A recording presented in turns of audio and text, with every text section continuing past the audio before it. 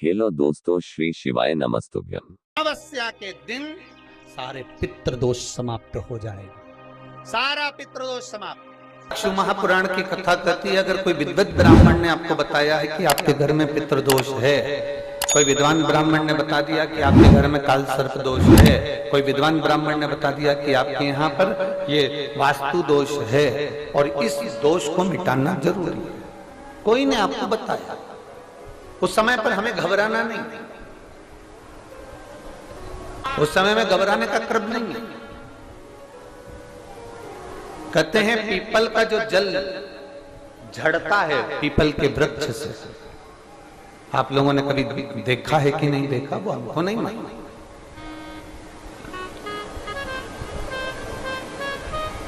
कितना भी अगर कोई वास्तु दोष बता दिया, पितृदोष बता दिया, काल सर्प दोष बता दिया, कितना भी अगर कोई दोष बता दे, तो पीपल का जो जल वृक्ष में से झड़ता है, कभी कभी आप उसके नीचे हाथ रखकर देखना, थाली रखकर देखना, उसमें पत्थर पर देखना, तो वहां पर भी पानी के निशान आपको मिलेंगे, बूंद के निशान मिलेंगे।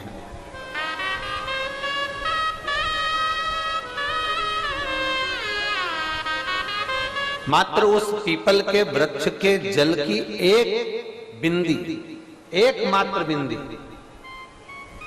शंकर भगवान का जो शिवलिंग है, जलाधारी है, चरण है, गणेश कार्तिक का स्थान है, अशोक सुंदरी का स्थान है, और प्रत्येक जलाधारी में से पानी बीच में से आकर नीचे की ओर गिरता, नीचे की ओर गिरता। आप लोगों के स्मरण में हमने पहले भी बताया कि राइट में किसका स्थान है, गणेश जी का, लेफ्ट में कार्तिक के, बीच में अशोक सुंदरी, ये क्या है, पार्वती जी का हस्त कमल शिवलिंग, और ऊपर से जो जल एक एक बूंद शंकर जी के शिवलिंग पर गिर रहा है, वो शंकर जी की 5 लड़कियां, जया, विषहरा, शामली बारी, दौतली और देव, शंकर जी की 5 लड़कियों, एक एक बूंद पानी शिव जी पर गिरा रहा है। जहां जल नीचे गिरता है उस स्थान से जहां तक जल बहकर जा रहा है, उस स्थान तक 33 कोटि देवताओं का स्थान, 33 कोटि देवताओं का स्थान। अब जहां पानी आया, जहां नीचे गिरा, उसके बीच में जो स्थान होता है, आप लोगों ने देखा है कि नहीं देखा? जिनने देखा है जरा हाथ उठाओ। ये पानी जैसे यहां तक आया और यहां के बाद नीचे गिरेगा, तब वो नाली के माध्यम से बाहर जाएगा, तो जितनी दूर यहां से वो नीचे की ओर जो गिर रहा है, यहां से वो नीचे की ओर जो पानी जा रहा है, ये जो स्थान होता है, ये हमारे 3 दोषों को निवारण तुरंत कर देता है। एक हमारा पितृदोष, एक हमारा काल सर्प दोष, और एक हमारा वास्तु दोष का निवारण ये तुरंत करता है। और ये तो हमने केवल आपको शिव महापुराण के माध्यम से बताया कि ये 3 दोष का निवारण कर देता है, पर यदि कभी आप ध्यान से लिंग पुराण को पढ़ेंगे, आप यदि लिंग पुराण को पढ़ेंगे और गीता प्रेस गोरखपुर की लिंग पुराण को लाकर यदि आप पढ़ते हैं, या गीता प्रेस गोरखपुर की शिव अंक को भी आप अगर पढ़ेंगे, उसका नंबर हमारे स्मरण में नहीं आ रहा है, शिव अंक को भी अगर आप पढ़ेंगे तो उसमें भी आपको वर्णन मिलेगा कि हम तो केवल 3 दोष का बता रहे हैं, पर हमारे शास्त्र तो यहाँ पर और भी दोषों का वर्णन कर रहे हैं। जैसे किसी ने बता दिया आपको शनि का दोष है, किसी ने बता दिया मंगल का दोष है, किसी ने बता दिया आपको केतु का दोष है, किसी ने बता दिया आपको राहु का दोष है, किसी ने आपको कह दिया कि बृहस्पति का दोष है, किसी ने कह दिया आपको ये वाला दोष है। दुनिया के जितने दोष, जितने दोष पीपल के वृक्ष के झड़ता हुआ जल की एक बूंद का स्पर्श, भले वो सूख गई हो, उसका एक स्पर्श मात्र, जहां पानी नीचे की ओर गिर रहा है, उतनी परिधि, उतनी जगह के बीच में जहां से पानी गिरता है, बस उस स्थान पर अगर वो उंगली अपना नाम और गोत्र का स्मरण कर कर भी लगा दी जाए और एक लोटा जल चढ़ा दिया जाए, तो ये जितने दुनिया के दोष है वो अपने आप समाप्त हो ही जाते हैं। शंकर की भक्ति का है मूल बिंदु। बोल बम का नारा है, और अच्छे से समझ लो जरा, ध्यान में आ जाए आप लोगों के, नहीं तो गलत कर बैठो तो बहुत स्मरण रखिएगा। शिवलिंग जलाधारी में से पानी बहता है, नीचे की ओर जाता है। जितना मोटा शिवलिंग की ये जलाधारी होती है, उसमें से पानी जहां नीचे गिरता है, जितनी भी मोटी हो उसमें कहीं पर भी आप बिंदी लगा सकते हैं, कहीं पर उस स्थान पर आप कहीं पर भी उस बिंदी को लगा सकते हैं।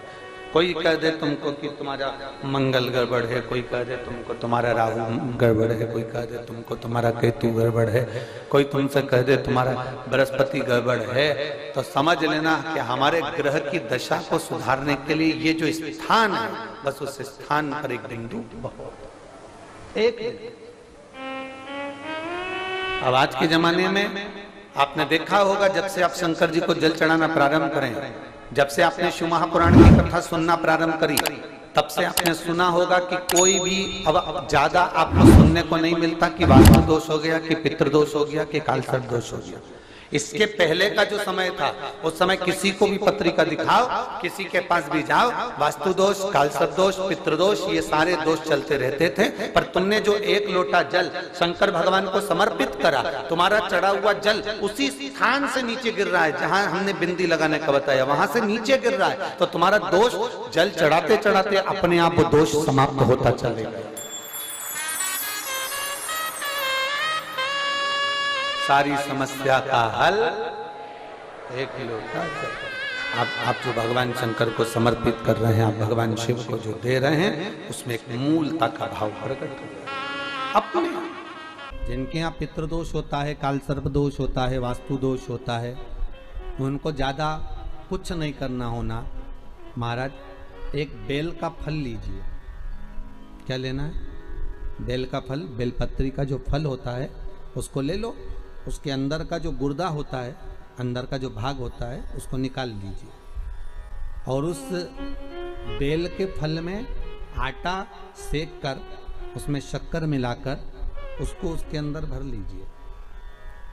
अमावस्या के दिन सुबह 10 बजे से पहले उस बेल फल में, जिसमें तुमने पंजेरी भरी है, आटा सेक कर भरा है शक्कर के साथ में, उसको अपने घर में घुमाने के बाद में जिसको कालसर्प दोष बताया है, पितृदोष बताया है या वास्तु दोष का स्मरण बताया है, घर में सब दूर घुमाकर अपने परिवार का हाथ का स्पर्श कराकर पीपल के पेड़ के नीचे तक खड्डा खोदकर उस बेलपत्र के उस फल को दाब दीजिए। उस फल को उसमें दबा दीजिए।